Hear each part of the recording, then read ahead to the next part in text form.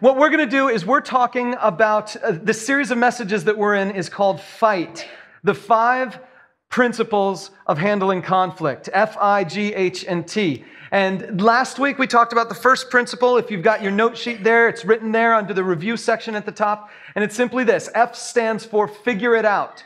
That means whenever you're entering into a conflict situation, you have to stop, you have to analyze what's happening, you have to figure out what's going on. Maybe that means I need to figure out the situation, what's really happening here. Maybe you need to figure out what the real problem is. Maybe you just need to figure out you. Well, as a matter of fact, that's what we're talking about today. The specific aspect of figuring it out that involves you personally. That's why it's the I principle.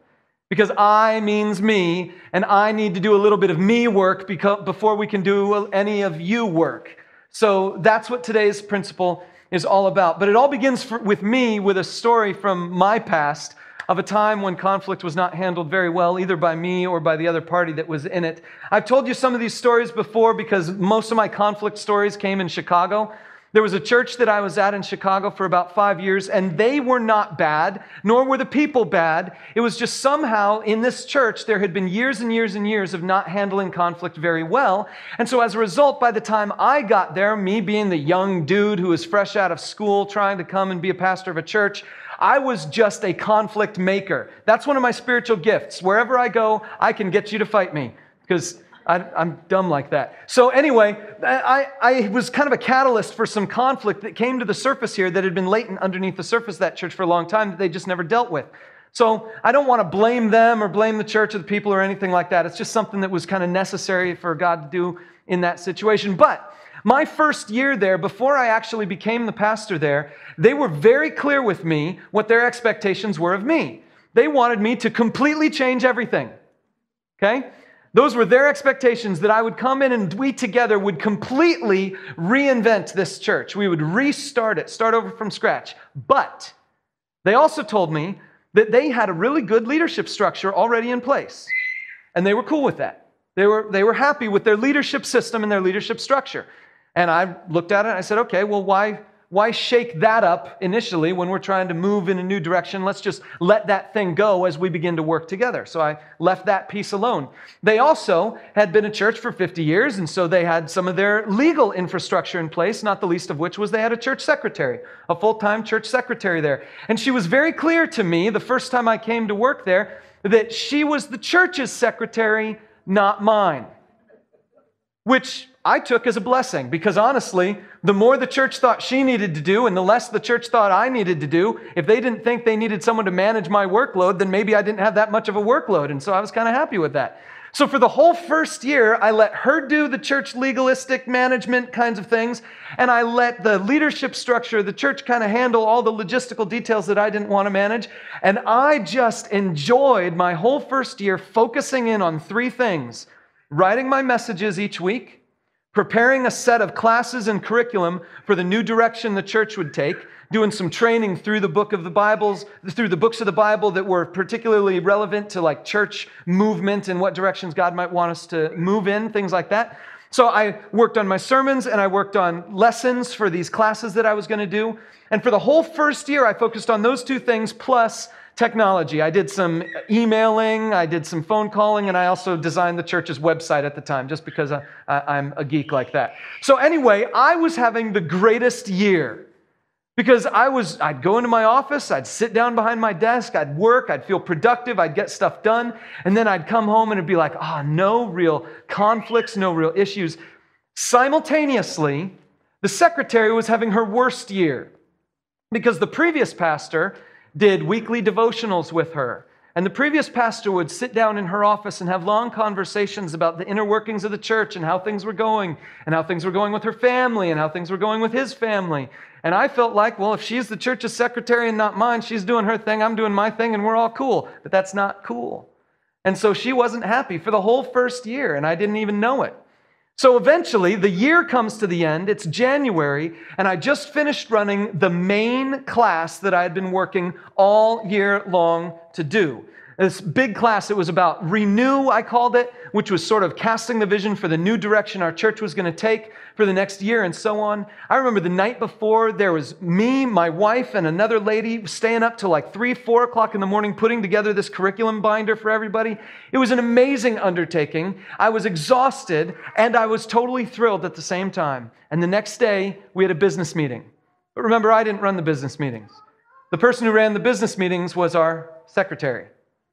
And her husband was one of the most outspoken people in the church. I'm going to call her Luann, and I'm going to call him Paul. These are not their names, but we're just going to use those names. So at the end of the business meeting, we finished all the business stuff that was needing to happen. At the end of that meeting, Luann got up front, and she said, and now I've got a special set of comments, a special message or something that's coming from Paul. And so she invited her husband to come forward, and he took the stage and the microphone and proceeded for about 10 or 15 minutes to tell the church they'd made a mistake in hiring me.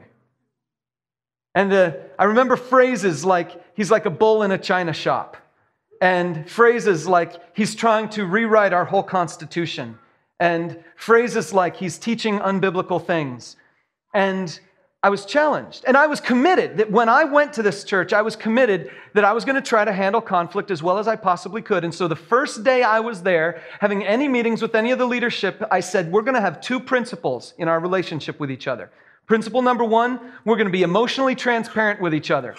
If there's an issue I have with you or an issue you have with me, we're going to be transparent with each other. We're just going to go ahead and tell each other what's really going on and get it out early rather than wait for it to fester. And principle number 2, I won't defend me, but I will defend you.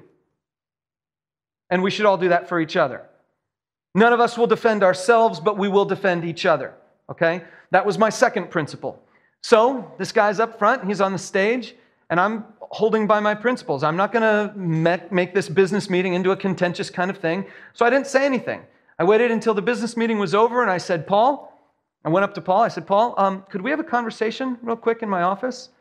So we went to my office, and I basically was like, okay, tell me what's really going on. Listen to him a little bit. And I said, okay, that's fine. And I owned some of the stuff that he had mentioned. I said, listen, I'm sorry about that, but the way you brought that up is really inappropriate, and we can't do that anymore. We can't publicize stuff in the midst of a big meeting like that when it's really a problem that you and your wife have with me. So we're not going to do that anymore. Well, actually, that just fed the fire a little bit. And so for the next few months, he kept coming back into my office with the next few times with another fellow so that I guess he could have a witness or something. And he would continue to tell me all the things that he had with a problem with me, all the problems he had with me. And we met so many times, and it was so unproductive that the church leadership finally said, we're going to get a mediator and bring the mediator into this situation. And I was like, mediator? I got nothing against these people. They're fine people. They're misreading me. And they're like, mediator? We don't need a mediator. We just need to get rid of him. Then we'll be fine. But we brought in a mediator, and before the mediator came, she gave us a book. And she said, here's the book you need to read. Now, I'd read Christian books on conflict before. They all start the same way, and this book was no different. However, it is the best Christian book on conflict I've ever read, so I'll mention the name and you can jot it down. It's Making Peace by a guy named Jim Van Ypren. Ypren is spelled weirdly, so just Making Peace by a dude named Jim Van something or other. So there you go. Jim Van Ypren, Making Peace. Jot that down. Anyway, the book starts like every other Christian book on conflict with this verse. Let me show it to you. Why do you look at the speck of sawdust in your brother's eye and pay no attention to the plank in your own eye? How can you say to your brother, brother, let me take the speck out of your eye when you yourself fail to see the plank in your own eye? Now, you've heard this story before, right? Even if you're not a church person, even if you haven't been in church your whole life, or maybe even you don't even believe the Bible so much, you've probably heard the story of the speck and the log, or the speck and the plank. Maybe you've used this against someone where they're accusing you of something, and you say, hang on there, look at the log in your own eye before you point out the speck in my eye. And wait a minute, the pronouns there are flipped. Jesus said, speck is in their eye, log is in your eye. Okay. Anyway, this is the thing that comes up in every one of these books. And they all say the same concept. Look at yourself, find out what you did wrong. So reading this book, just like every other Christian book on conflict I've ever read, led me to believe that what I needed to do was wrestle with what sin I had committed in this conflict. Whether it caused the conflict or not, what sin have I committed? And I wrestled for weeks. weeks trying to figure out what it was that I had done wrong, what it was that I had done that was unhelpful. Had I committed any sin?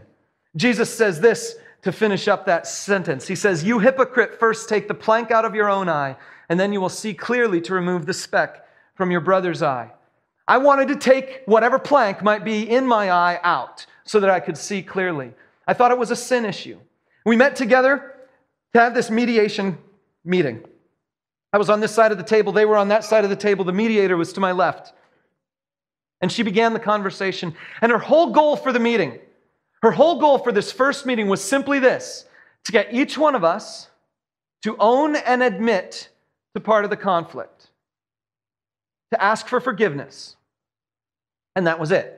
We would have a future meeting where we would deal with some type of resolution. But in this first meeting, she just wanted us to own and admit to what we had done wrong in the conflict.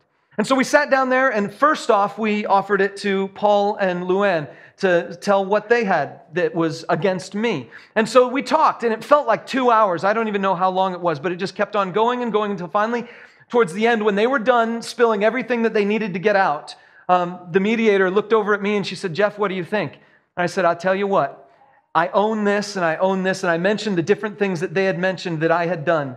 I did not treat her with kindness and respect when we first entered because she wasn't my secretary, and we didn't do the devotions, and I didn't have the conversations with her. I didn't try to get to things like that. I owned all that stuff. I apologized for all that stuff. I asked for forgiveness for all that stuff. And then we began to reflect back on them.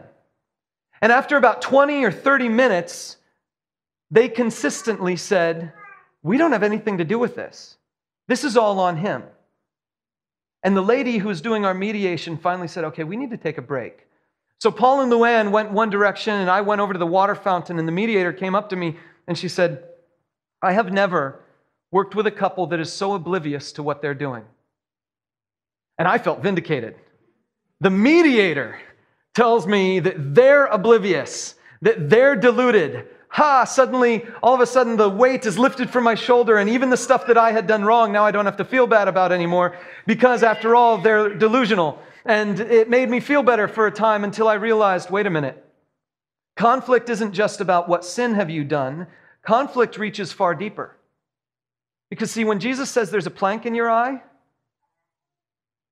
if there's a plank in your eye, you can't see it.